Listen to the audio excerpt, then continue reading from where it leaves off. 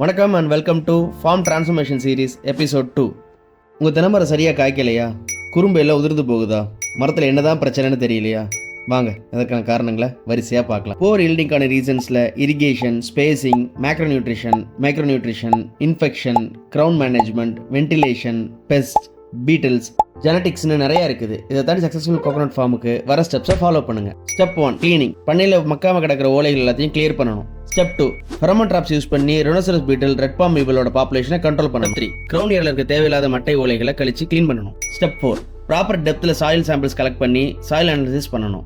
Step 5, circular irrigation basin ready பண்ணணும். Step 6, soil test report based manure recommendations use பண்ணணும். Step 7, appropriate root ஜோன்ல மேன்யூரை proper ரேஷியோல கொடுத்து பெஸ்ட் ஸ்ப்ரே ஒன்று கொடுத்துடணும். Step 8, biomanure preparation. Step 9, proper closure கொடுத்துட்டு சனப்பை கொள்ளு விதைச்சிடலாம். இது போல உங்க ஃபார்மையை ட்ரான்ஸ்ஃபார்ம் பண்ணணுமா? ஸ்க்ரீனில் தர நம்பருக்கு வாட்ஸ்அப்பில் கால் பண்ணுங்க. தேங்க்யூ.